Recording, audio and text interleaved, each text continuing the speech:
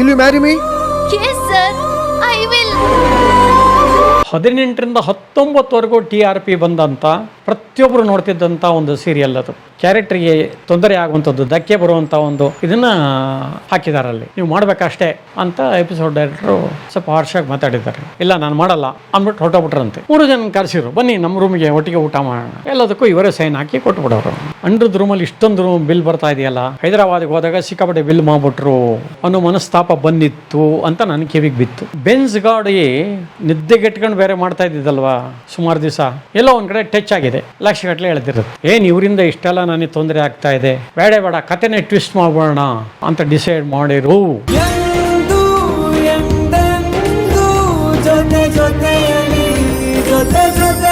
China gate ಬಗ್ಗೆ ನಿಮ್ಗೆ ಹೇಳಿದ್ದೆ, ಅದು ಹಿಂದಿ ಸಿನಿಮಾ. ಸುಮಾರು 15 ಕಂಠ ಸಾಕಾರಗಳು ಗಂಗಾವತಿನಲ್ಲಿ ಸೆಟ್ ಹಾಕಿದ್ದು, 1 ಕೋಟಿ ರೂಪಾಯಿಂದು ಬಹಳ ಅದ್ಭುತ ಅನುಭವ ಅಂತೆಲ್ಲ ಹೇಳಿದ್ದೆ ನಿಮಗೆ. ಅವ್ರ ನಿರ್ಮಾಪಕರೇ ಬಾಂಬೆಯಿಂದ ಬಂದೋಲ್ಲ ಇಷ್ಟು ಕಡಿಮೆ ರೇಟಾ ಅಂತಾರೆ ಅಂದ್ಬಿಟ್ಟು ಅವರೇ ಮೆನು ಕಾರ್ಡ್ನ ಜಾಸ್ತಿ ಮಾಡಿಸಿ, ಕಾಫಿಗೆ ರೇಟ್ ಜಾಸ್ತಿ ಮಾಡಿ, ಆಮೇಲೆ ಬಿಸ್ಲರಿ ವಾಟರ್ಗೆ 10 ರೂಪಾಯಿ ಇರೋದನ್ನ 15 ಮಾಡಿ, ರೂಮ್ ಬಾಡಿಗೆ 800ರಿಂದ 1500 ಮಾಡಿ ಅಂತೆಲ್ಲ ಹೇಳಿದ್ರು ಅಂತ ಹೇಳಿದ್ದೀನಿ.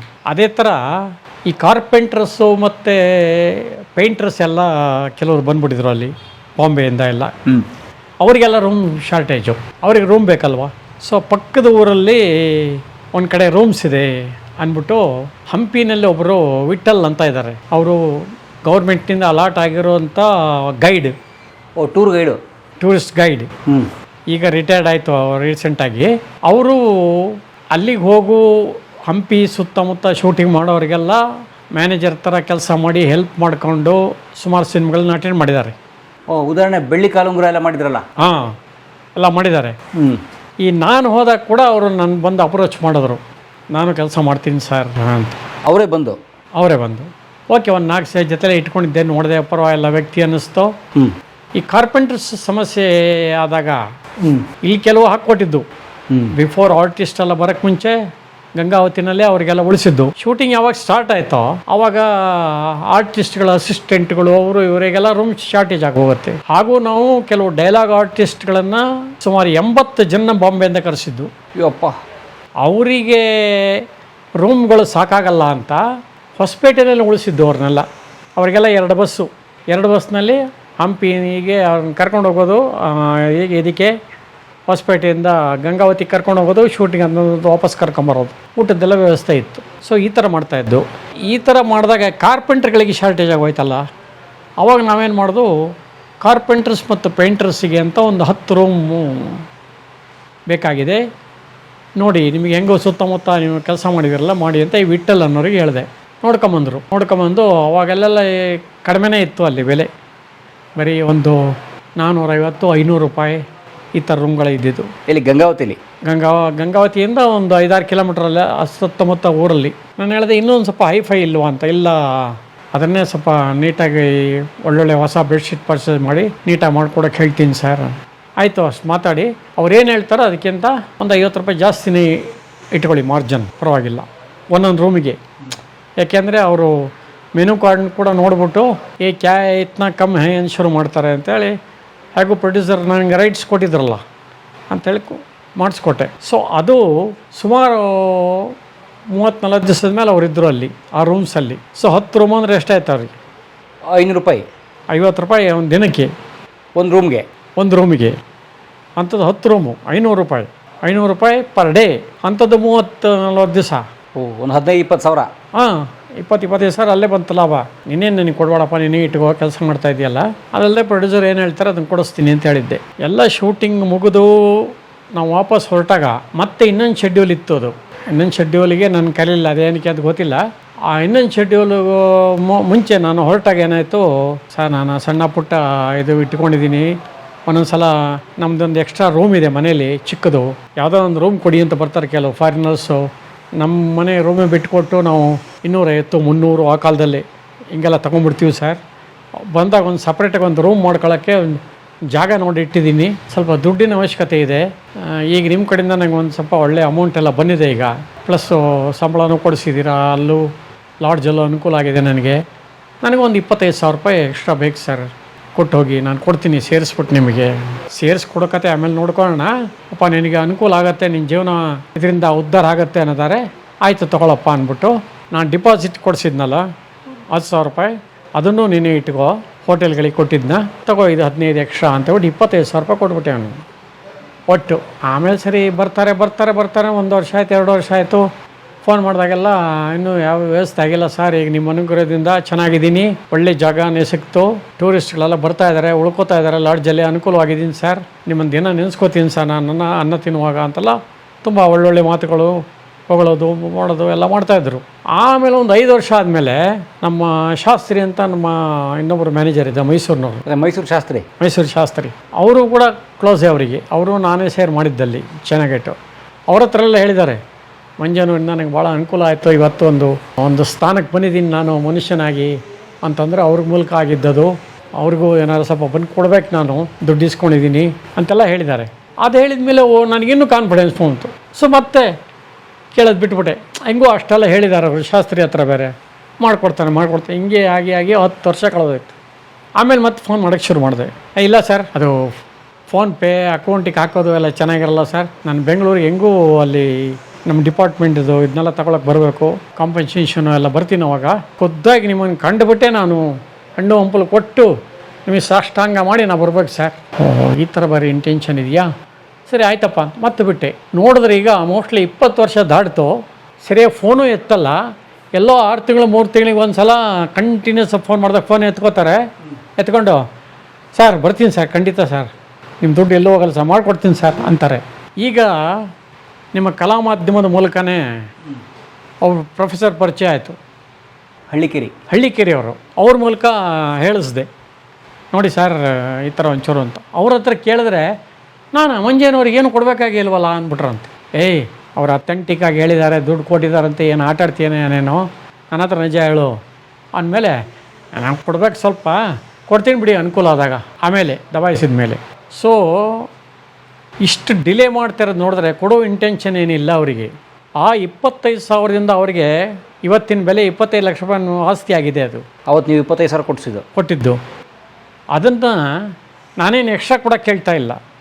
25 ಲಕ್ಷ ಕೇಳ್ತಾಯಿಲ್ಲ ನೀವು, 25,000 ನಂದು ವಾಪಸ್ ಕೊಡಪ್ಪ ಸಾಕು ಅಂತ ಕೇಳ್ತಾ ಇರೋದು. ಕೇಳಿದಾಗೆಲ್ಲ ಏನೋ ಒಂದು ಕತೆ ಹೇಳ್ತಾ ಇದ್ದಾರೆ. ಅವ್ರ ಮಗನಿಗೆ ಫೋನ್ ಮಾಡಿದೆ, ಅವರು ಮ್ಯಾನೇಜರ್ ಕೆಲಸ ಮಾಡ್ತಾರೆ, ಯಾರ ಶೂಟಿಂಗ್ ಹೋದರೆ ಬಸವರಾಜ್ ಅಂತಲ ಬಸವಣ್ಣ ಅಂತ ಅವ್ರ ಹೆಸರು. ಅವ್ರಿಗೆ ಫೋನ್ ಮಾಡಿದ್ರೆ, ಸರ್ ನನಗೂ ನಮ್ಮ ಅಪ್ಪಂಗೂ ಅಷ್ಟಕ್ಕಷ್ಟೇ ಸರ್, ದಯವಿಟ್ಟು ನಾನು ಬೇರೆ ಇದ್ದೀನಿ, ನೀವುಂಟು ಅವರುಂಟು ಸರ್, ಏನಾರು ಮಾಡ್ಕೊಳ್ಳಿ, ನಿಮ್ಮ ಅಮ್ಮಂಗೆ ಕೊಡೋ ಅಂದರೆ ನಾನೆಲ್ಲೋ ದೂರ ಇದ್ದೀನಿ ಸರ್ ಅಂತಾನೆ. ಅವ್ರ ಮೂಲಕನಾರು ಹೇಳ್ಸೋಣ ಅಂದರೆ. ಸೊ ಅದಕ್ಕೆ ಈಗ ಅನ್ನಿಸ್ತು ನನಗೆ, ಈ ಒಂದು ಮಾಧ್ಯಮದ ಮೂಲಕ, ಕಲಾ ಮಾಧ್ಯಮದ ಮೂಲಕ ತುಂಬ ಅಭಿಮಾನಿಗಳು ನನಗೆ ಫೋನ್ ಮಾಡಿ ಕೂಡ ಹೇಳಿದ್ರು, ಸರ್ ನೀವು ಭಾಳ ಓಪನ್ನಾಗಿ ಕೆಲವು ವಿಷಯಗಳನ್ನ ಹಂಚ್ಕೊಂಡಿದ್ದೀರ ನಮ್ಮ ಹತ್ರ, ಅದರಲ್ಲಿ ಕೆಲವರು ಏನಾರ ನಿಮಗೆ ತೊಂದರೆ ಕೊಡ್ತಾರೆ ಅಂತ ಆದರೆ ನಾವು ಶಂಕರ್ನಾಗ್ ಅಭಿಮಾನಿಗಳು ಸರ್, ನಮ್ಮದು ಬೇಜಾನ್ ಜನ ನಮ್ಮ ಗ್ರೂಪ್ ಇದೆ, ನಾವು ಸೀರಿಯಸ್ಸಾಗಿ ಹೇಳ್ತಾ ಇದ್ದೀನಿ ಸರ್, ನಿಮಗೆ ಏನಾರು ತೊಂದರೆಗಳು ಮಾಡೋಕ್ಕೆ ಯಾರು ಬಂದರೆ ನಮಗೊಂದು ಫೋನ್ ಮಾಡಿ ಸರ್, ನಾವು ಬರ್ತೀವಿ ಬೆಂಗಳೂರಿಗೆ, ನಿಮ್ಮ ಸಪೋರ್ಟಿಗೆ ನಿಂತ್ಕೋತೀವಿ, ನೀವು ಯಾವುದಕ್ಕೆ ಯೋಚನೆ ಮಾಡಬೇಡಿ ಸರ್. ನಿಮ್ಮಂಥ ಒಂದು ಹಿರಿಯ ಕಲಾವಿದರಿಗೆ, ಅದು ಶಂಕರನನ್ನು ರೈಟ್ ಹ್ಯಾಂಡ್, ನಿಮ್ಮನ್ನು ನೋಡಿದ್ರೆ ಶಂಕರ್ನಾಗ್ನೇ ನೋಡಿದಷ್ಟು ಖುಷಿ ಆಗುತ್ತೆ ನಮಗೆ, ನಾವು ನಿಮ್ಮ ಬಲಕ್ಕಿದ್ದೀವಿ ಸರ್, ಬೆಂಬಲಕ್ಕಿದ್ದೀವಿ ಸರ್ ಅಂತ ಹೇಳ್ತಾರೆ. ಈ ಒಂದು ಅವರ ಒಂದು ಆಶ್ವಾಸನೆ ಇಟ್ಕೊಂಡು ನಾನು ಇವತ್ತು ಕಲಾ ಮಾಧ್ಯಮದ ಮೂಲಕ ಅಭಿಮಾನಿ ದೇವರುಗಳಿಗೆ ಕೇಳ್ಕೊಳ್ಳೋದೇನು ಅಂದರೆ, ನೀವು ಹಂಪಿ ಸುತ್ತಮುತ್ತ ಇರ್ತಕ್ಕಂಥವ್ರು ಹೇಗಾದರೂ ಮಾಡಿ ಆ ವಿಠಲ್ ಅನ್ನೋರನ್ನ ಎಕ್ಸ್ ಗೈಡ್ ಇವಾಗ ಏನು ಮಾಡ್ತಾರೆ ಗೊತ್ತಿಲ್ಲ, ಅವ್ರನ್ನ ಹಿಡಿದು ನನ್ನ ದುಡ್ಡು ಅಸಲ್ನಾರು ವಾಪಸ್ ಕೊಡೋ ಥರ ಒಂದು ವ್ಯವಸ್ಥೆ ಮಾಡಿಕೊಡ್ತೀರ ನೀವು ಅಭಿಮಾನಿಗಳು. ಹಾಗೂ ಅಲ್ಲಿನ ಪೊಲೀಸ್ ಇಲಾಖೆಯವರು ಇರ್ಬೋದು, ಅಥವಾ ಟೆಂಪಲ್ನವ್ರು ಇರ್ಬೋದು, ಅಥವಾ ಡೆಪ್ಯೂಟಿ ಕಮಿಷನರ್ ಇರ್ಬೋದು, ನಿಮ್ಮೆಲ್ಲರಿಗೂ ಈ ಬಡ ಕಲಾವಿದನ ಕಳಕಳಿಯ ಮನವಿ ಹಾಗೂ ನನ್ನ ರಿಕ್ವೆಸ್ಟ್. ಇದನ್ನು ದಯವಿಟ್ಟು ಅನ್ಯತಾ ಭಾವಿಸ್ಬೇಡಿ. ನಾನು ಒಳ್ಳೆಯ ಸ್ಥಿತಿಲಿದ್ದರೆ ಯಾರೋ ಒಬ್ಬನಿಗೆ ಸಹಾಯ ಆಯಿತು, ದೇವರು ನನಗೆ ಇಲ್ಲಿ ಕೊಟ್ಟ ಅಂತ ಖುಷಿಯಾಗಿ ಬಿಟ್ಬಿಡ್ತಿದ್ದೆ. ಆದರೆ ನನ್ನ ಸ್ಥಿತಿ ಸರಿ ಇಲ್ಲ, financially I am very poor. ನಿಮಗೆ ಗೊತ್ತಿದೆ, ಕಲಾ ಮಾಧ್ಯಮದಲ್ಲಿ ಹೇಳ್ಕೊಂಡಿದ್ದೀವಿ ತೊಂದರೆಲಿದ್ದೀನಿ ಅಂತ. ಅದರಿಂದ ದಯವಿಟ್ಟು ಇದನ್ನು ಮಾಡಿಸ್ಕೊಡ್ಬೇಕು ಅಂತ ನಿಮಗೆ ಕೇಳ್ಕೊತೀನಿ, ಅನ್ಯತಾ ಭಾವಿಸಬೇಡಿ. ರಾಜಾ ಸಾಹೇಬರು ಮತ್ತು ರಾಜನಂದಿನಿ ಅವರ ಸಾವಿಗೆ ನ್ಯಾಯ ಸಿಗುತ್ತೆ ಅಂತಾದರೆ ನಾನು ಏನು ಬೇಕಾದ್ರೂ ಮಾಡಕ್ಕೆ ರೆಡಿ. ಸಣ್ಣ ಪುಟ್ಟ ಪಾತ್ರ ಮಾಡ್ತಾ ಇರ್ತೀವಿ, ಸೀರಿಯಲ್ಗಳಲ್ಲಾಗಲಿ ಇನ್ನೊಂದರಲ್ಲಿ ಬರ್ತಾ ಇರುತ್ತೆ, ಹೋಗ್ತಾ ಇರುತ್ತೆ. ಆದರೆ ಜೊತೆಯಲ್ಲಿ ಬಗ್ಗೆ ನೀವು ಕೇಳಿದ್ದೀರಾ? ಓ ಅದೇ ಇವರು ಅನಿರುದ್ಧ ಅವ್ರು ಆ್ಯಕ್ಟ್ ಮಾಡ್ತಿದ್ರಲ್ಲ. ಹೌದು, ನಮ್ಮ ವಿಷ್ಣುವರ್ಧನ್ ಅವರ ಅಳಿಯ ಅನಿರುದ್ಧ ಮಾಡಿದ್ದು ಮೊದಲ ಸೀರಿಯಲ್ ಅದು. ಅವ್ರ ಸೀರಿಯಲ್ ಅಂದರೆ ಅವರು ಒಪ್ತಾ ಇರಲಿಲ್ಲ. ಆದರೆ ಕತೆ ಎಲ್ಲ ಕೇಳಿದ ಮೇಲೆ ನಿಮ್ಮ ಕ್ಯಾರೆಕ್ಟರ್ ಈ ಥರ ಹೈಲೈಟ್ ಆಗುತ್ತೆ, ಕತೆ ಇಷ್ಟು ಚೆನ್ನಾಗಿದೆ ಅಂತೆಲ್ಲ ಕನ್ವಿನ್ಸ್ ಮಾಡಿದ ಮೇಲೆ ಅವರು ಒಪ್ಕೊಂಡ್ರು. ಅದರಲ್ಲಿ ಸುಮಾರು 3 ಜನ, ಮಾಮೂಲಿ 3 ಜನಕ್ಕೆ ಇದನ್ನು ಮಾಡ್ತಾರೆ. ಯಾವುದೇ ಒಂದು ಪಾತ್ರಕ್ಕೆ 3 ಜನದ ಏನಂತಾರೆ ಅದಕ್ಕೆ ಆಡಿಷನ್ ಮಾಡ್ತಾರೆ. ಆ ಆಡಿಷನಲ್ಲಿ ನಾನು ಸೆಲೆಕ್ಟ್ ಆದೆ. ಆಫೀಸ್ನಲ್ಲಿ ಪ್ರಮುಖವಾದಂಥ ಪಾತ್ರ legal advisor, senior legal advisor. ಅದರಲ್ಲೂ ಆ ಹೀರೋಯಿನ್ ಏನಿದ್ದಾಳೆ, ಆ ಹೀರೋಯಿನ್ಗೆ ರೈಟ್ ಹ್ಯಾಂಡ್ ನಾನು. ಅವಳು ಯಾವುದೇ ಸಮಸ್ಯೆಗೆ ಸಿಕ್ಕಾಕೊಂಡಾಗ ಸಿರಿಮನೆ ಅದನ್ನು ಸಾಲ್ವ್ ಮಾಡೋದು, ಸಪೋರ್ಟ್ ಮಾಡೋದು, ಡಿಸಪಾಯಿಂಟ್ ಆದಾಗ ಸಾಂತ್ವನ ಹೇಳಿ ಹೀಗಲ್ಲ ಹೀಗೆ ಮಾಡು, ನಿನ್ನ ಮುಂದೆ ಒಳ್ಳೆಯದಾಗೇ ಆಗತ್ತೆ, ನಿನ್ನೆಲ್ಲ ಟ್ಯಾಲೆಂಟ್ ಇದೆ ಅಂತ ಧೈರ್ಯ ತುಂಬತಕ್ಕಂಥ ಭಾಳ ಉತ್ತಮವಾದಂಥ ಪಾತ್ರ. ನಿನ್ನ ಬದುಕು ಹೀಗೆ ಇರಬೇಕಿತ್ತು, ಇಲ್ಲೇ ಇರಬೇಕಿತ್ತು ಅಂತ ಬಹುಶಃ ನಿರ್ಧಾರ ಆಗಿತ್ತು ಅಂತ ಕಾಣಿಸುತ್ತೆ. ಅದು ಯಾವ ಲೆವೆಲ್ಗಿತ್ತು ಅಂತಂದರೆ, ಈ ಒಂದು ಏನು ಟಿ ವಿ ಜಗತ್ತಿದೆ ಅದರಲ್ಲಿ ಇದುವರೆಗೆ ಬಂದಂಥ ಯಾವುದೇ ಸೀರಿಯಲ್ಗಳಿಗಿಂತ ಅತ್ಯುತ್ತಮವಾಗಿ ಹೋದಂಥ 18ರಿಂದ 19ವರೆಗೂ TRP ಬಂದಂಥ, ಪ್ರತಿಯೊಬ್ಬರು ಮನೆಯಲ್ಲಿ ನೋಡೋದಲ್ದಲೇ ಟಿ ವಿಲಿ ಮಿಸ್ ಆದರೆ ಮೊಬೈಲ್ಗಳಲ್ಲಿ ನೋಡ್ತಕ್ಕಂಥ ಡ್ರೈವರ್ಗಳಿರ್ಬೋದು, ಆಟೋದವರಿರ್ಬೋದು, ಪ್ರತಿಯೊಬ್ಬರು ನೋಡ್ತಿದ್ದಂಥ ಒಂದು ಸೀರಿಯಲ್ ಅದು. ನಮ್ಮದು ಒಂದು ಕಾರ್ಯಕ್ರಮ ಬೇರೆ ಇತ್ತು. 100 ಎಪಿಸೋಡ್ಸ್ ಆದಮೇಲೆ ಜಾತ್ರೆ ಅಂತ ಇಟ್ಕೊಂಡು ಇದಕ್ಕೆಲ್ಲ ಹೋಗಿದ್ದು ನಾವು, ಇಲ್ಲಿ ಚಿತ್ರದುರ್ಗಕ್ಕೆಲ್ಲ. ಆವಾಗ ತುಂಬ ಜನ ಅಲ್ಲಿ ಬಂದು ಮಾತಾಡಿಸಿ, ನಿಮ್ಮನ್ನು CBI ಶಂಕರ್ ಸಾಂಗ್ಲಿಯಾನದಿಂದ ರಾಜ್ಮಾರ್ಕ್ ಸಿನಿಮಾ ಚಲಿಸುವ ಮೋಡಗಳಿಂದ ನೋಡ್ಕೊಂಬರ್ತಾ ಇದ್ದೀವಿ ನಿಮ್ಮನ್ನು. ಆದರೆ ಇದರಲ್ಲಿ ನಿಮ್ಮ ಪಾತ್ರ ತುಂಬ ಚೆನ್ನಾಗಿದೆ, ಮನೆ ಮಾತಾಗಿದ್ದೀರ ನೀವು, ನಿಮ್ಮನ್ನು ಮರೆಯೋಕ್ಕೆ ಆಗಲ್ಲ ಅಂಥೇಳೆಲ್ಲ ಮಾತಾಡಿಸಿರು.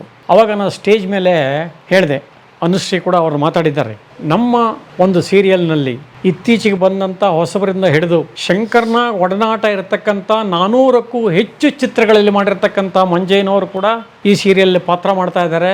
ಇದು ನಮಗೆ ಹೆಮ್ಮೆಯ ವಿಷಯ ಅಂತೆಲ್ಲ ಹೇಳಿದ್ದಾರೆ ಆನ್ ಸ್ಟೇಜ್ ಅನುಶ್ರೀ. ಸೊ ಹಾಗೆ ನಾನು ಹೇಳಿದ್ದೀನಿ, ಇದಕ್ಕೆ ಮುಂಚೆ ಹೇಳಿದೆ ನಾನು ಭಾಷಣದಲ್ಲಿ, ನನಗೆ ದಾರಿಯಲ್ಲಿ ಹೋಗ್ತಾ ಇರುವಾಗ CBI ಶಂಕರ್ ಅನ್ನೋರು, ಕೆಲವರು ಹೆಸರಿರೋ ಮಂಜಯ್ಯ ಅಲ್ವಾ ಸರ್ ನೀವು CBI ಶಂಕರ್ ಸಾಂಗ್ಲಿಯಾನ ಮಾಡಿದ್ದೀರಾ ಅಂತ ಕೆಲವರು ಹೆಸರು ಸಮೇತ ಹೇಳೋರು. ಆದರೆ ಈ ಒಂದು ಜೊತೆಯಲ್ಲಿ ಆದಮೇಲೆ ಹಾದಿ ಬೀದಿಯಲ್ಲಿ ಹೋಗೋರೆಲ್ಲ ನಿಲ್ಲಿಸ್ಬಿಟ್ಟು ಮಾತಾಡೋ ಲೆವೆಲ್ಲೇ ಬಂದ್ಬಿಡ್ತು. ಅಷ್ಟು ಕ್ಯೂರಿಯಾಸಿಟಿ ಇತ್ತು ಆ ಸೀರಿಯಲ್ಲು. ಅಲ್ಲಿ ಏನೋ ಒಂಚೂರು ಆಯಿತು, ಏನೋ ಡಿಸ್ಮಿಸ್ ಆದ್ಲು, ಸಸ್ಪೆಂಡ್ ಆದ್ಲು, ಇಲ್ಲ ಲಂಡನ್ನಿಗೆ ಹೋಗ್ಬೇಕಾಗಿತ್ತು, ಅದು ಕೈ ತಪ್ಪೋಯ್ತು, ಈ ಥರ ಎಲ್ಲ ಆದಾಗೆಲ್ಲ ಈವನ್ ಪಾರ್ಕಲ್ಲಿ ವಾಕಿಂಗ್ ಮಾಡುವಾಗ, ಸರ್ ಅದು ಅನುಗೆ ಏನಾಗುತ್ತೆ ಸರ್, ಫಾರಿನ್ಗೆ ಹೋಗಲ್ವ ಸರ್, ವಾಪಸ್ ಬರ್ತಾಳೆ ಸರ್ ಜೇಂಡೆ ಹಿಂಗೆ ಕಷ್ಟ ಕೊಡ್ತಾ ಇದ್ದಾರಲ್ಲ ಸರ್, ಅವರು ಸರಿ ಆಗ್ತಾರೆ ಸರ್, ಅನುಕೂಲ ಮಾಡಿಕೊಡ್ತಾರೆ ಸರ್. ನಾನು ಹೇಳೋದು, ಅಲ್ಲ ಸ್ವಾಮಿ, ಅವರು ಶೂಟಿಂಗ್ ಹೋದಾಗ ನಮಗೆ ಇದು ಸೀನ್ ನೋಡಿ ಅಂತ ಸೀನ್ ಪೇಪರ್ ಕೊಡ್ತಾರೆ, ಅದರಲ್ಲಿ ಏನಿರುತ್ತೆ ಅದು ನೋಡ್ಕೋತೀವಿ. ಶಾರ್ಟಿಗೆ ಮುಂಚೆ ನೋಡಿ ಹಿಂಗೆ ಆಗಿತ್ತಲ್ಲ, ಆಗಿದ್ದು ಗೊತ್ತಿರುತ್ತೆ ನಮಗೆ.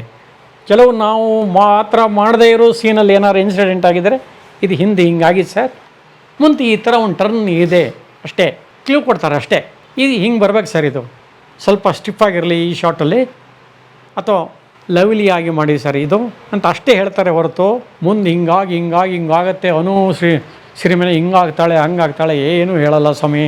ಕೇಳಿದ್ರೆ ಒಂದು ಲೈನ್ ಬಂದಿಲ್ಲ ನಮಗಿನ್ನೂ ಚಾನಲಿಂದ ಬರಬೇಕು ಅಂದ್ಬಿಡ್ತಾರೆ. ಅದರಿಂದ ನಮಗೆ ಟೋಟಲ್ ಕತೆ ಗೊತ್ತಿಲ್ಲ ಸ್ವಾಮಿ. ಇಲ್ಲ ನಿಮಗೆ ಗೊತ್ತಿರುತ್ತೆ ಹೇಳಿ, ಏನಾಗತ್ತೆ ಹೇಳಿ, ಅಂದರೆ ಅಷ್ಟು ಒಂದು ಕುತೂಹಲ, ಕ್ಯೂರಿಯಾಸಿಟಿ, ನಮ್ಮನ್ನು ದಾರಿ ಬೀದಿಲಿ ಹೋಗುವಾಗ ಮಾತಾಡಿಸೋವಂಥದ್ದು ಒಂದು ರೀತಿ ನನಗೆ ಭಾಳ ಒಂದು ಖುಷಿಯಾಗಿ ಹೋಯ್ತಲ್ಲಿ. ಯಾಕೆ ಅಂತಂದರೆ 40 ವರ್ಷದಿಂದ ಸಿನಿಮಾದಲ್ಲಿದ್ದೀನಿ ನಾನು, ಈಗ 46 ವರ್ಷ ಆಯಿತು ಬಂದು. ಈ ಸೀರಿಯಲ್ ಆಗಿ 5 ವರ್ಷ ಮುಗೀತು. 40 ವರ್ಷದಿಂದ ಇದ್ದುಕೊಂಡ್ರೂ ಇಲ್ಲದೇ ಇರೋ ಪಾಪ್ಯುಲಾರಿಟಿ ಈ ಒಂದು ಜೊತೆಯಲ್ಲಿಂದ ಬಂದಿದೆಯಲ್ಲ, ಅಷ್ಟು ಹಿಟ್ ಆಯ್ತಲ್ಲ ಈ ಸೀರಿಯಲ್ಲು ಅಂಥೇಳಿ ಭಾಳ ಖುಷಿ ಆಯಿತು ನನಗೆ. That's okay guys, don't worry, you guys carry on the party. ಅದು ಇನ್ನೂ ಚೆನ್ನಾಗಿ ಹೋಗ್ತಾ ಇತ್ತು. ನಾವು ಅದನ್ನು 1000ಕ್ಕಿನ್ನೊಂದು 50 ಎಪಿಸೋಡ್ ನಾವು ಮಾಡಿದರೆ ಮುಗಿದೋಗಿರೋದು, 1000 ಆಗಿರೋದು. 1,500 1,500 ತನಕ ಮಾಡ್ಬೋದಿತ್ತು. ಅದು ವೈಂಡ್ ಅಪ್ ಆದಾಗ ಕೂಡ ಸುಮಾರು 8 ಇತ್ತು TRP. ಆದರೆ ಅಷ್ಟೊತ್ತಿಗೆ ಏನಾಗಿತ್ತು, ಅವರಿಗೆ ನಿರ್ಮಾಪಕರಿಗೆ ಭೂಮಿಗೆ ಬಂದ ಭಗವಂತ ಸೀರಿಯಲ್ ಶುರು ಮಾಡಿದ್ರು. ಅಷ್ಟೊತ್ತಿಗೆ ಒಂದು 200 ಎಪಿಸೋಡು ಪುಟ್ಟಕ್ಕನ ಮಕ್ಕಳು ಹಿಟ್ ಆಗ್ಬಿಟ್ಟು ಅದು ಹೋಗ್ತಾ ಇತ್ತು.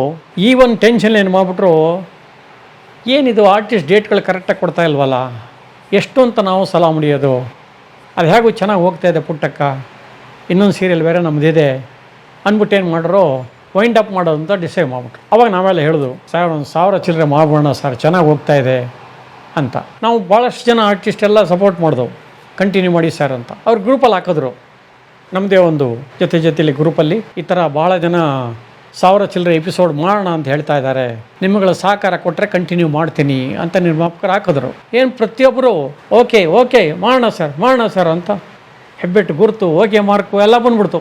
ಆಮೇಲೆ ಮ್ಯಾನೇಜರ್ ಫೋನ್ ಮಾಡಿ, ನೆಕ್ಸ್ಟ್ ವೀಕ್ ಈ ಥರ ಸೀನ್ಗಳಿದೆ, ನಿಮ್ಮ ಡೇಟ್ ಏನೇನು ಹೇಳಿ, ಫ್ರೀ ಡೇಟ್ ಅಂದರೆ ಯಾರಿಗೆ ಕೇಳಿದ್ರು ನಾನು ಫ್ರೀ ಇಲ್ಲ ಸರ್, ನಾನು ಆ ಸೀರಿಯಲ್ ಮಾಡ್ತಾಯಿದ್ದೀನಿ ಸರ್, ನಾನು ಈ ಸಿನಿಮಾ ಒಪ್ಕೊಂಬಿಟ್ಟಿದ್ದೀನಿ ಸರ್, ನಾನು ಹೈದರಾಬಾದಲ್ಲಿ ಒಂದು ತೆಲುಗು ಸೀರಿಯಲ್ ಮಾಡ್ತಾಯಿದ್ದೀನಿ ಸರ್, ಈ ಥರ ಉತ್ತರಗಳು ಬರೋಕ್ಕೆ ಶುರುವಾಗೋಯ್ತು. ಹೇಳಿದ ಮಾತ್ರ ಓಕೆ ನಮ್ಮ ಸಪೋರ್ಟ್ ಇದೆ ಅಂತ.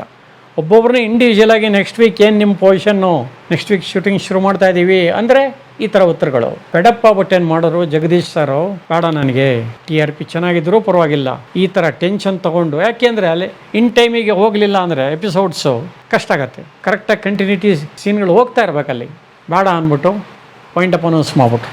ಸೊ ಹಾಗಾಗಿ ಅದೊಂದು ಭಾಳ ಒಂದು ದುಃಖದ ಸಂಗತಿ.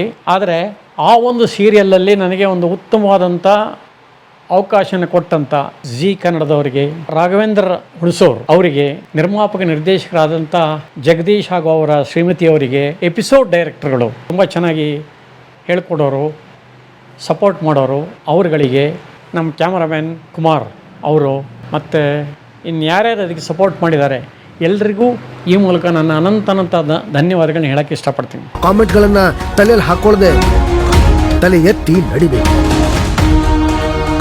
B positive. ಆರೂರು ಜಗದೀಶ್ ಅವ್ರಿಗೂ ಮತ್ತು ಅನಿರುದ್ಧ ಅವ್ರಿಗೂ ಏನು ಕಿರಿಕೋ ಜಗಳನ ಏನೋ ಮನಸ್ತಾಪ ಮಾಡ್ಕೊಂಡ್ರಲ್ಲ ಅವರು? ಮನಸ್ತಾಪ ಆ್ಯಕ್ಚುಲಿ ನನಗೆ ರಿಯಲ್ಲಾಗಿ ಗೊತ್ತಿರೋ ಹಾಗೆ ನೋಡಿ, ಒಂದು ನನಗೆ ಗೊತ್ತಿರೋದನ್ನ ಹೇಳಬೇಕು ಅಂತಂದರೆ, ಅವರು ಸೀರಿಯಲ್ಲು ಬೇಡ ಅಂದವ್ರು ಒಪ್ಕೊಂಡಿದ್ದೇ ಹೆಚ್ಚು. ಅನಿರುದ್ಧ ಸರ್ ಸಬ್ಜೆಕ್ಟ್ ಚೆನ್ನಾಗಿದೆ ಅಂತೇಳಿ, ಆಮೇಲೆ ಒಳ್ಳೆಯ ಹೆಸರು ಬರೋಕ್ಕೆ ಶುರುವಾಯಿತು, ಅವ್ರಿಗೂ ಸಂತೋಷ ಆಯಿತು.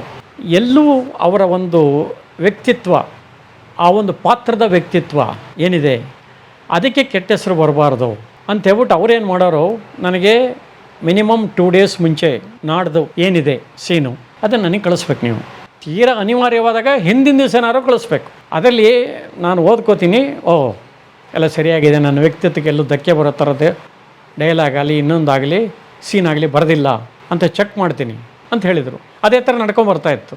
ಆಮೇಲೆ ಬರ್ತಾ ಏನಾಯಿತು, ಸ್ಪಾಟಿಗೆ ಬಂದಮೇಲೆ ಕೊಡೋಕ್ಕೆ ಶುರು ಮಾಡೋದು, ಸರ್ ಬಂದಿರಲಿಲ್ಲ ಸರ್, ಸೀನ್ ಬರೆದಿರಲಿಲ್ಲ ಸರ್ ಅಂತ. ಅಲ್ಲಿ ಸ್ವಲ್ಪ ಅವ್ರಿಗೆ ಮನಸ್ತಾಪ ಶುರುವಾಯಿತು, ಯಾಕೆ ಹೀಗೆ ಮಾಡ್ತಾಯಿದ್ದಾರೆ, ನಾನು ಪ್ರಿಪೇರಾಗಿ ಬರಬೇಕು, ಏನಾರ ಇದ್ದರೆ 1-2 ಸಲ ಏನಾಯಿತು, ಸ್ವಲ್ಪ ಡೈಲಾಗ್ಗಳು ಒಂಚೂರು ಹಿಂದೆ ಮುಂದೆ ಆಯಿತು, ಅವರ ವ್ಯಕ್ತಿತ್ವಕ್ಕೆ ಧಕ್ಕೆ ಬರೋ ಥರ. ಅವಾಗ ಅದನ್ನು ಡೈರೆಕ್ಟ್ರಿಗೆ ಹೇಳಿದ್ರು, ಎಪಿಸೋಡ್ ಡೈರೆಕ್ಟರ್ ಹ್ಯಾಂಡಲ್ ಮಾಡ್ತಾ ಇದ್ದಾಗ ಜಗದೀಶ್ ಸರ್ ಫೋನ್ ಮಾಡಿ ಹೇಳಿದ್ರು, ಆಯಿತು ನಾನು ಹೇಳ್ತೀನಿ ಅದನ್ನು ಚೇಂಜ್ ಮಾಡ್ಕೊಳ್ಳಿ ಅಂತ ಮಾಡಿಸಿರೋರು. ಈ ಥರ ನಡ್ಕೊಂಡು ಹೋಗ್ತಾಯಿತ್ತು. ಅವತ್ತೊಂದು ದಿವಸ ನಾನು ಹೋಗಿಲ್ಲ, ಅವತ್ತೇನಾಗಿದೆಯಂತೆ, ಬೇರೆ ಯಾವುದೋ ಒಂದು ಡೈಲಾಗು ಇವರಿಗೆ ಕ್ಯಾರೆಕ್ಟ್ರಿಗೆ ತೊಂದರೆ ಆಗುವಂಥದ್ದು, ಧಕ್ಕೆ ಬರುವಂಥ ಒಂದು ಇದನ್ನು ಹಾಕಿದಾರಲ್ಲಿ. ಇವರು ಅದನ್ನು ನಾನು ಹೇಳಲ್ಲ, ಡೈರೆಕ್ಟ್ರಿಗೆ ಹೇಳಿ ಫೋನ್ ಮಾಡಿ ಕೊಡಿ ನನಗೆ, ಇಲ್ಲ ಅಂದರೆ ಎಲ್ಲ ಬೇರೆ ಸೀನ್ ಮಾಡ್ತಾರೆ, ಅದನ್ನು ರೀರೈಟ್ ಮಾಡೋಕ್ಕೆ ಹೇಳಿ ನನಗೆ, ಅವೆಲ್ಲ ಗೊತ್ತಿಲ್ಲ ಸರ್ ನನಗೆ, ನೀವು ಮಾಡಬೇಕಷ್ಟೇ ಅಂತ ಎಪಿಸೋಡ್ ಡೈರೆಕ್ಟ್ರು ಸ್ವಲ್ಪ ಹಾರ್ಷಾಗಿ ಮಾತಾಡಿದ್ದಾರೆ. ಸೊ ಅಲ್ಲಿ ಬಹುಶಃ ಏನಾಯಿತು ಕರೆಕ್ಟಾಗಿ ನನಗೆ ಗೊತ್ತಿಲ್ಲ, ಅವರು ಸಡನ್ನಾಗಿ ಕೋಪ ಮಾಡಿಕೊಂಡು ಇಲ್ಲ ನಾನು ಮಾಡಲ್ಲ ಅಂದ್ಬಿಟ್ಟು ಹೊರಟೋಗ್ಬಿಟ್ರಂತೆ, ಯಾರು ಅನಿರುದ್ಧ ಅವರು. ಇದು ಈ ಥರ ನಡೀತಾ ಇದರಿಂದ ಅದನ್ನು ವಿಚಾರ ಮಾಡ್ಬೋದಿತ್ತು ಇವರಾದ್ರೂ, ಜಗದೀಶ್ ಅವರಾದ್ರೂ, ಏನಾಯಿತು ಯಾಕಾಯಿತು ಅಂತ. ಸ್ಪಾಟಲ್ಲಿ ಅವ್ರು ಇಲ್ಲದೇ ಇದ್ದರಿಂದ ಇಲಿಗೆ ಹೋಯ್ತು ಅಂದರೆ ಹುಲಿಗೆ ಹೋಯ್ತು ಅನ್ನೋರೇ ಜಾಸ್ತಿ. ಸೊ ಆ್ಯಕ್ಚುಲಿ ಏನಾಗಿದೆ, ಹಿಂದೆ ಕೂಡ 1-2 ಸಲ ರೀರೈಟ್ ಮಾಡೋಕ್ಕೆ ಹೇಳಿದರು ಅವರು, ಏನೋ ಆಗಿರುತ್ತೆ ಬಿಡಿ ಅಂತ, ಅದನ್ನು ಕೂಲಾಗಿ ತಗೊಂಡು ಅವರು ಹ್ಯಾಂಡ್ಲ್ ಮಾಡ್ಬೋದಿತ್ತು, ಅದು ಮಾಡಲಿಲ್ಲ. ಅವರಿಗೆ ಒಂದೇ ಸಲ ಥರ ಬೇಜಾರಾಗೋಯ್ತು. ಆಮೇಲೆ ಯಾವ್ಯಾವುದೋ ಫ್ಲ್ಯಾಶ್ ಬ್ಯಾಕ್ಗಳು ಅವರಿಗೆ ಇದಾಗೋಯ್ತು. ಏನು, ಈ ಕರೋನಾ ಬಂದಾಗ ಇಲ್ಲಿ ಶೂಟಿಂಗ್ ಮಾಡಬಾರ್ದು ಅಂತ ಆಯಿತು. ಇಲ್ಲಿ ಬೆಂಗಳೂರಿನಲ್ಲಿ ಯಾವುದೇ ಸೀರಿಯಲ್ಗಳು ಶೂಟಿಂಗ್ ಮಾಡೋಂಗಿಲ್ಲ ಅಂತ. ಅವಾಗ ಏನು ಮಾಡಿದ್ರು, ಸುಮಾರು ಜನ ರಾಮೋಜಿ ಫಿಲ್ಮ್ ಸಿಟಿಗೆ ಹೊರಟೋದ್ರು. ಅವಾಗ ಇವರು ಹೋದರು. ಇವರು ಹೋದಾಗ ಏನಾಯಿತು, ಈಗ ನಿಮ್ಮ ರೂಮಲ್ಲಿ ಕೂತ್ಕೊಂಡು ನೀವು ಟಿಫನ್ ಮಾಡಿ ಬಿಲ್ ಸೈನ್ ಹಾಕಿರೋ ನೀವು ಪ್ರೊಡ್ಯೂಸರ್ ಕೊಡ್ತಾರೆ, ಅವ್ರು ಮಾಡಿದ್ರು ಕೊಡ್ತಾರೆ, ನಾನು ಮಾಡಿದ್ರು ಕೊಡ್ತಾರೆ. ಇವ್ರು ಏನು ಮಾಡಿದ್ದಾರೆ, ನಾನು ಒಬ್ಬನೇ ಏನು ಗೂಬೆ ಥರ ಕೂತ್ಕೊಂಡು ಊಟ ತಿಂಡಿ ಮಾಡೋಕ್ಕಾಗತ್ತೆ. ಅನಿರುದ್ಧ ಸರ್ 3 ಜನ ಕರೆಸಿರು, ಬನ್ನಿ ನಮ್ಮ ರೂಮಿಗೆ ಒಟ್ಟಿಗೆ ಊಟ ಮಾಡೋಣ ಮಾತಾಡ್ಕೊಂಡು. ಎಲ್ಲದಕ್ಕೂ ಇವರೇ ಸೈನ್ ಹಾಕಿ ಕೊಟ್ಬಿಡೋರು. ಸೊ ಬಿಲ್ಲಲ್ಲಿ ಏನಾಗೋದು, ಏನಿದು ಅಂಡ್ರದ ರೂಮಲ್ಲಿ ಇಷ್ಟೊಂದು ಬಿಲ್ ಬರ್ತಾ ಇದೆಯಲ್ಲ. ಸೊ ಅಲ್ಲಿ ಎಲ್ಲೋ ಒಂದು ಕಡೆ ಹೈದರಾಬಾದಿಗೆ ಹೋದಾಗ ಸಿಕ್ಕಾಪಟ್ಟೆ ಬಿಲ್ ಮಾಡಿಬಿಟ್ರು ಅನ್ನೋ ಮನಸ್ತಾಪ ಬಂದಿತ್ತು ಅಂತ ನನ್ನ ಕಿವಿಗೆ ಬಿತ್ತು. ಓಕೆ, ಅದನ್ನು ವಿಚಾರ ಮಾಡ್ಬೋದಿತ್ತು, ಕೂತು ಮಾತಾಡ್ಬೋದಿತ್ತು. ಒಂದು. ಎರಡನೇದೇನಾಯಿತು, ಬಿಗಿನಿಂಗಲ್ಲಿ ರಿಚ್ನೆಸ್ ತೋರ್ಸೋಕ್ಕೆ, ಯಾಕೆಂದರೆ ಅವನು ಕೋಟ್ಯಾಧೀಶ್ವರ ಮಿಲಿಯನರ್. ಅದರಲ್ಲಿ ಬರೀ ಬೆನ್ಸು, ಆಮೇಲೆ ಆಡಿ, BMW ಇಂಥ ಕಾರ್ಗಳೇ ಹೆಚ್ಚಿಗೆ ಯೂಸ್ ಮಾಡ್ತಾ ಇದ್ದಿದ್ದು. ಆಮೇಲೆ ಬಿಗಿನಿಂಗಲ್ಲಂತೂ ಯಾವ ಥರ ಇತ್ತು ಎಡಿಟಿಂಗ್ ಅಂತಂದರೆ ಎಲ್ಲ ಅದೇ ಖುಷಿ ಪಡೋರು ನೋಡೋರೆಲ್ಲ ಸೀರಿಯಲ್ನ. ಹಿಂಗೆ ಬಂದ್ರೊಳಗೆ ಹೊರಟೋಗೋದು ಸೀನು, ಅಯ್ಯೋ ಇಷ್ಟೇ ಮುಗಿದೋಯ್ತಲ್ಲ ಅನ್ನೋ ಥರ. ಈ ಮಾಮೂಲಿ ಏನಿದೆ ನಮ್ಮ ಇವ್ರು ಹೇಳಂಗೆ ಗಂಗಾವತಿ ಇವ್ರು ಹೇಳ್ತಾರಲ್ಲ ಕಾಮಿಡಿ, ಪ್ರಾಣೇಶ್ ಅವರು, ಅವ್ರು ಹೇಳೋ ಥರ ಬರ್ತಾ ಇದ್ದಾನೆ 10 ನಿಮಿಷ ಬರ್ತಾನೇ ಇದ್ದಾನೆ. ಹಾಗಾಗಿ ಅವನು ಬಂದ ಫ್ಯಾನ್ ಆನ್ ಮಾಡ್ದ ಅನ್ನನ್ನೇ 5 ನಿಮಿಷ ತೋರಿಸ್ತಾರೆ ಸೀರಿಯಲ್ನವರು ಅಂತ ರೇಗಿಸ್ತಾ ಇರ್ತಾರೆ ಅವರು. ಆದರೆ ಈ ಬಿಗಿನಿಂಗಲ್ಲಿ ನಮ್ಮ ಜೊತೆಲಿ ಏನಿತ್ತು, ಹಿಂಗೆ ಅನ್ನೋಳಗೆ ಹೊರಟೋಗೋದು. ಈಗ ಯಾವುದೇ ಸೀರಿಯಲ್ ತೊಗೊಂಡ್ರು ತಿಂಗಳಲ್ಲಿ 26 ದಿವಸ ಇರುತ್ತೆ, 4 ಭಾನುವಾರ ಹೋದರೆ. ಕೆಲವು ಶನಿವಾರ ಭಾನುವಾರ ಬಿಟ್ಟುಬಿಟ್ರೆ 4-5 20 ಅಷ್ಟೇ, 20 ಡೇಸ್ ಅಥವಾ 24, ಅದರ ಮೇಲೆ ಇರಲ್ಲ ಎಪಿಸೋಡ್. ಆ ಎಪಿಸೋಡ್ ಕೂಡ ಎಷ್ಟು 19, 20, 21 ನಿಮಿಷದ ಮೇಲೆ ಇರಲ್ಲ. ಆ್ಯಡು ಅದು ಇದು ರಿಪೀಟು, ಮುಂದಿನ ಭಾಗ ಅಂತ ತೋರಿಸೋದು ಸೇರಿಬಿಟ್ಟು. ಹಾಗಾಗಿ ಸಣ್ಣ ಪುಟ್ಟ ನಿರ್ಮಾಪಕರೆಲ್ಲ ಏನು ಮಾಡ್ತಾರೆ ಅಂತಂದರೆ 14, 15, 16 ದಿವಸ ಶೂಟಿಂಗ್ ಅಷ್ಟೇ ಮ್ಯಾಕ್ಸಿಮಮ್. ಅಷ್ಟರಲ್ಲಿ ಆ ಒಂದು ತಿಂಗಳಿಗೆ ಏನು ಬೇಕೋ ಅಷ್ಟನ್ನು ರೆಡಿ ಮಾಡಿಬಿಡ್ತಾರೆ. ಬಟ್ ಈ ಜೊತೆಯಲ್ಲಿ ನಾವು ಮಾಡುವಾಗ ಬಿಗಿನಿಂಗಲ್ಲಿ 28 ದಿನ ಮಾಡ್ತಾಯಿದ್ದು ನಾವು ಶೂಟಿಂಗ್. ಅಯ್ಯೋ, ಇಡೀ ತಿಂಗಳು 28 ದಿನ ರೆಸ್ಟ್ಲೆಸ್. ಏರ್ಟೆಲ್ ರೀಚಾರ್ಜ್ ಥರ 28 ಡೇಸ್. ಅಷ್ಟು ಶಾರ್ಪ್ ಎಡಿಟಿಂಗ್ ಬಿಟ್ಟರೆ ಮತ್ತೆ ಅಲ್ಲಿ ಇದನ್ನು ಕಳ್ಸೋಕ್ಕಾಗಲ್ಲ, ಫುಟೇಜ್ ಇಲ್ಲ. ಅಷ್ಟು ಶಾರ್ಪ್ ಎಡಿಟಿಂಗ್ ಇದ್ದರೆ ಏನಾಗೋದು, ಹಿಂಗೆ ಅನ್ನೋದ್ರೊಳಗೆ ಆ ಸೀನ್ ಪಟ್ಟು ಮುಗ್ದೋಗಿರೋದು. ಎಳತ್ತಾ ತೋರಿಸು 50 ಜನದ ರಿಯಾಕ್ಷನ್ಸ್ ತೋರಿಸು, ಅಥವಾ ಚೆಕ್ ಅಂತ ತೋರಿಸ್ತಾರಲ್ಲ ಒಂದು 50 ಸಲ, ಏನಿಲ್ಲ.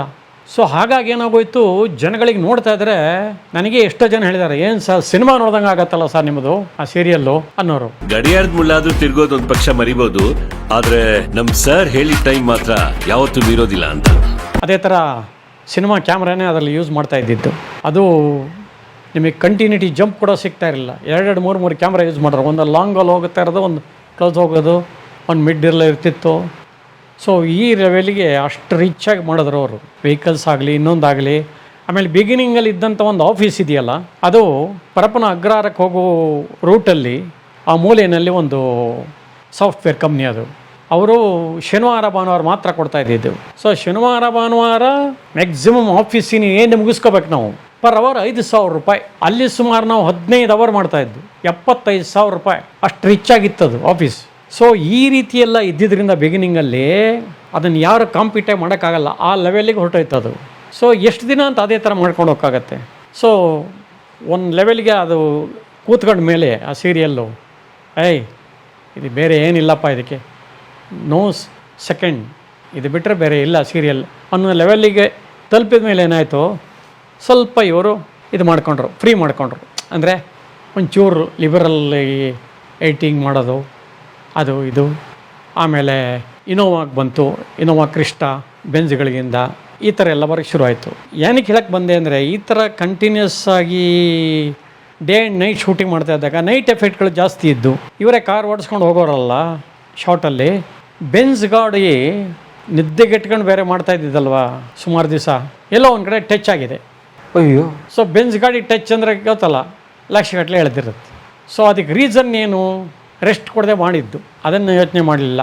ಈ ಇನ್ಸಿಡೆಂಟ್ ಆದ ಕೂಡಲೇ ಹೇಳ್ದೆ ಕೇಳದೆ ಹೊರಟೋದ್ರು ಅಂತ ಇನ್ಸಿಡೆಂಟ್ ಆದಮೇಲೆ ನನಗೊಂದು ಮಾಹಿತಿ ಪ್ರಕಾರ ಆ ಹೈದರಾಬಾದಲ್ಲಾಗಿದ್ದು ಬಿಲ್ಗಳು ಜಾಸ್ತಿ ಬಂದಿದ್ದು, ಇಲ್ಲಿ ಕಾರ್ ಟಚ್ ಮಾಡಿ ಲಕ್ಷಾಂತರ ರೂಪಾಯಿ ಬಂದಿದ್ದು, ಏನು ಇವರಿಂದ ಇಷ್ಟೆಲ್ಲ ನನಗೆ ತೊಂದರೆ ಆಗ್ತಾಯಿದೆ ಅಂಥೇಳಿ ಬೇಡ ಕತೆನೇ ಟ್ವಿಸ್ಟ್ ಮಾಡ್ಬೋಣ ಅಂದ್ಬಿಟ್ಟು ಅವ್ರನ್ನ ಬೇಡವೇ ಬೇಡ ಅಂತ ಡಿಸೈಡ್ ಮಾಡಿರು ಅಂತ ಮಾಹಿತಿ ಬಂತು ನನಗೆ. ಸೊ ಅದರಲ್ಲಿ ಎಷ್ಟು ನಿಜ ನನಗೆ ಗೊತ್ತಿಲ್ಲ. ಬಟ್ ಬೇರೆ ಎಲ್ಲ ನಡ್ಕೊಂಬಂದಿದ್ದು ನಾನು ನೋಡಿದ್ದು ಎಲ್ಲ ನನ್ನ ಕಣ್ಣಾರೆ ನಡೆದಿರ್ತಕ್ಕಂಥದ್ದು. ಸೊ ಹಾಗಾಗಿ ಎಲ್ಲೋ ಒಂದು ಕಡೆ ಭಾಳ ಸುಲಭವಾಗಿ ಅದನ್ನು ಮಾಡ್ಕೊಂಡು ಹೋಗ್ಬೋದಿತ್ತು. ಕೂತ್ಕೊಂಡು ಮಾತಾಡಿ ಕಾಂಪ್ರಮೈಸ್ ಮಾಡ್ಕೊಂಡು ಕತೆನೇ ಟ್ವಿಸ್ಟ್ ಮಾಡಿ ಅವ್ರಿಗೆ ಮುಖ ಚೇಂಜ್ ಮಾಡ್ದಂಗೆ ಮಾಡಿ ಬದುಕು ಬಂದಿದ್ದಾರೆ ಅಂತ ಬೇರೆ ಆರ್ಟಿಸ್ಟ್ ಹಾಕ್ಕೊಂಡು ಎಲ್ಲ ಮಾಡಿ ಚೇಂಜ್ ಮಾಡಿದ್ರು. ಸ್ವಲ್ಪ ಬಿಗಿನಿಂಗಲ್ಲಿ ಡ್ರಾಪ್ ಆಯಿತು, ಮತ್ತೊಂಚೂರು ಪಿಕಪ್ ಕೂಡ ಆಯ್ತು. ಅದು ಇನ್ನೇನೋ ಆಗ್ಬೋದು ಅನ್ನೋ ಕ್ಯೂರಿಯಾಸಿಟಿ ಇತ್ತು ಕೊನೆವರೆಗೂ. ಈ ನಾನು ಹೇಳ್ದಂಗೆ ಆರ್ಟಿಸ್ಟ್ಗಳ ಸಮಸ್ಯೆಗಳು ಸ್ಟಾರ್ಟ್ ಆಗಿದ್ದರಿಂದ ಅದು ವೈಂಡ್ ಅಪ್ ಆಗೋಯ್ತು.